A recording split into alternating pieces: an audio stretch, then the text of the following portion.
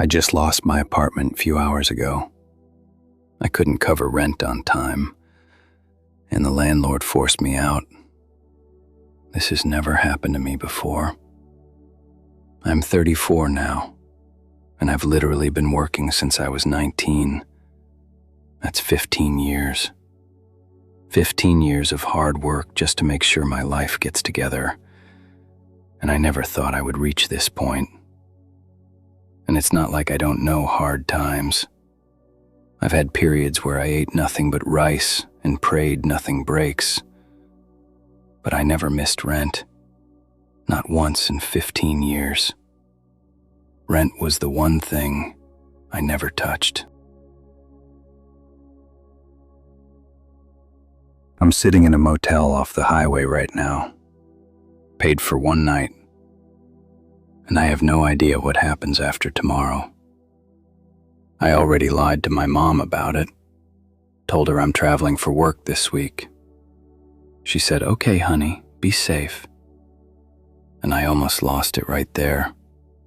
That lie was easy, because I've been telling a version of it for years. She has no idea. None of them do. Everyone in my life thinks I'm doing fine, because I've spent years making sure they think that.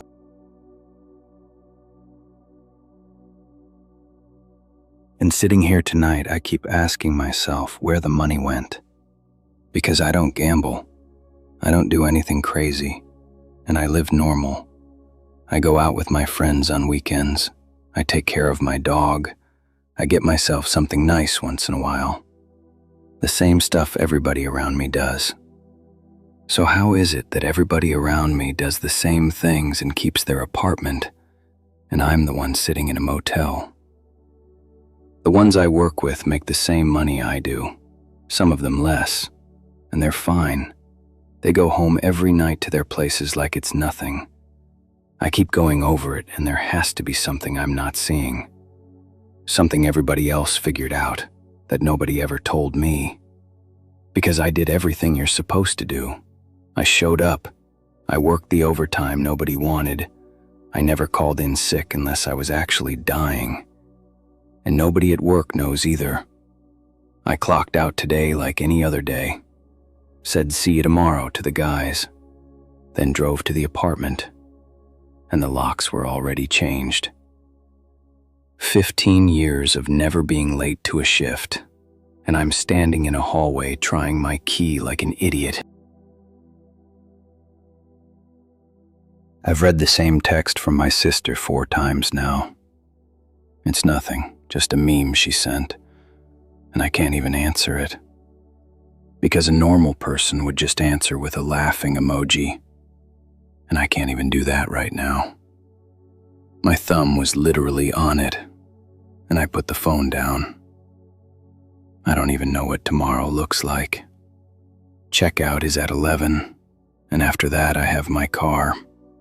And that's the whole plan. I keep looking around this room. The carpet, the AC rattling, the painting screwed into the wall. And I can't connect any of it to my life, like I'm watching this happen to somebody else. My dog is here with me. They let him in for an extra $10. And honestly, him sniffing around this room like it's all normal is the only thing keeping me together right now. He doesn't know the difference. Food showed up, I'm here, so for him, tonight is fine. But he keeps resting his head on my leg like he feels something. And I keep thinking, I wish somebody could do that for me.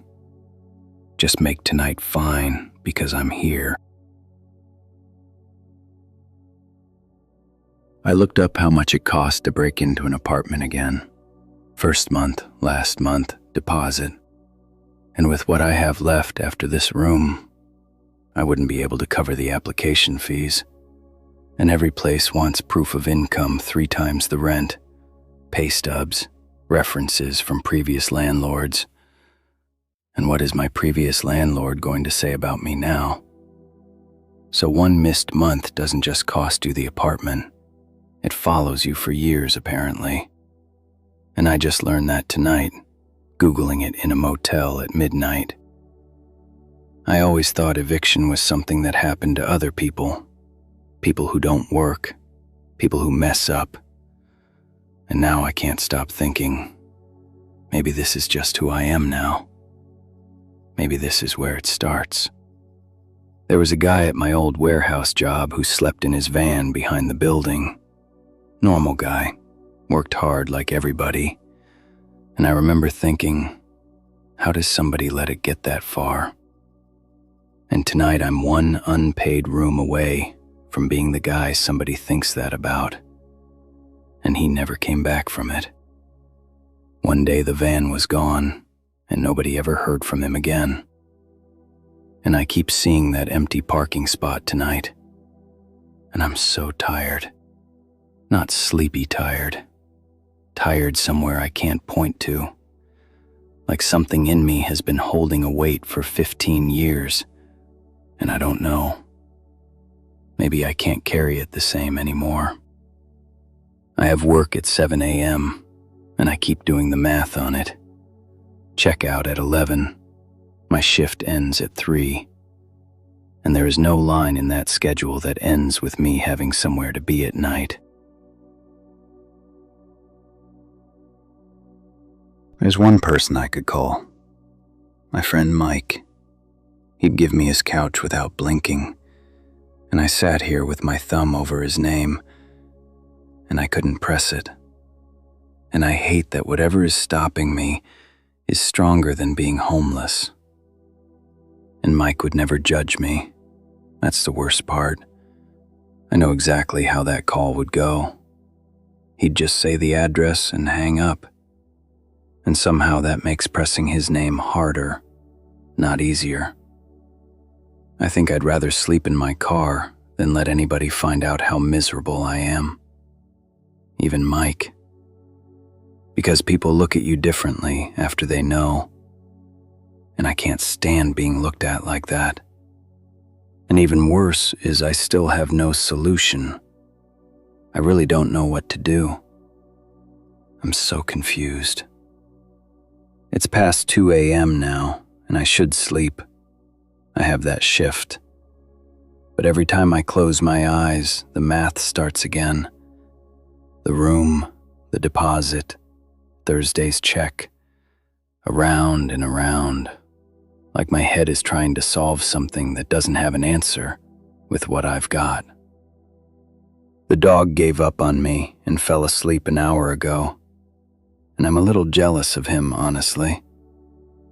Must be nice to just trust that somebody's got tomorrow handled.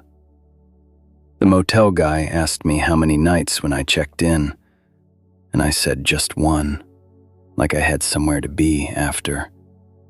And he nodded, and I realized he's probably heard that exact answer 100 times from 100 guys like me. Some kid was screaming in the parking lot earlier, and a woman was loading garbage bags into a minivan. Whole family living out of it, probably. And I caught myself thinking, at least I'm not there yet. And then I hated myself for the yet. And I wasn't always this alone with things. I was with somebody for 4 years. Sarah. We split 2 years ago.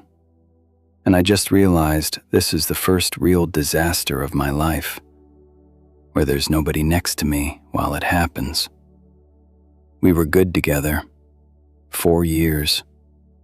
She never once knew when money was tight. I made sure of it. Fancy plans I'd cancel last minute, blaming work, and she'd get quietly disappointed. And I let her be disappointed in the version of me that was busy instead of the one that was broke. She's married now. Saw the photos last year. The house, the ring, everything. And the thought that actually cut me open was, she waited 4 years for me to get it together. And it took her 2 to have it all with somebody else. and her husband has one of those faces that never worried about money a day in his life.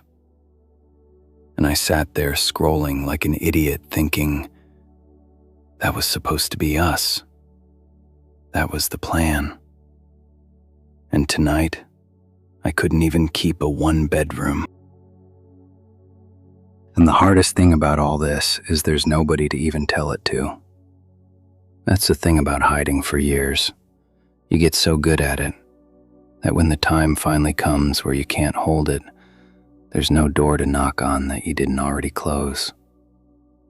So I guess that's why I'm typing this to strangers at almost 3 a.m, because you can't see my face, and I can't see yours change.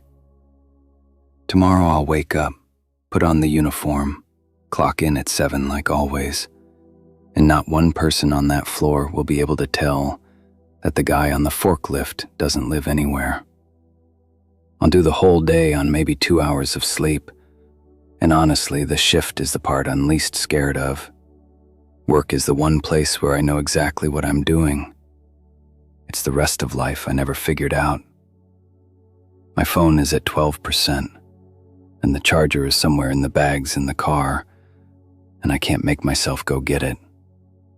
So I guess whatever this is ends when the battery does. I keep rereading what I wrote up there, and it doesn't even sound like me. It sounds like somebody I'd feel sorry for. And I don't know how to explain that I'm him, and I'm also still the guy everybody thinks is fine, both at the same time. The AC just kicked off and the room went really quiet. It's that kind of quiet where you can hear your own life. And mine now sounds like a highway and a dog breathing. My alarm is already set for 5:30. It's the same alarm sound I've always woken up to. And tomorrow, it's going to wake me up in a motel room I've never heard of. My eyes are burning and the phone's about to die. And tomorrow after my shift, I have to figure out where I'm sleeping. And that's a sentence I never thought I'd write about my own life. Maybe I'll call Mike tomorrow. Maybe. I'm not promising myself anything. I've just been staring at that maybe for a few minutes, and I haven't deleted it. So that's where I'm at, anyway. The dog just started snoring, and the phone's at 6%. So I'm going to lie down next to him and try to sleep. And if you made it this far, I don't know. Thanks for sitting with me, I guess.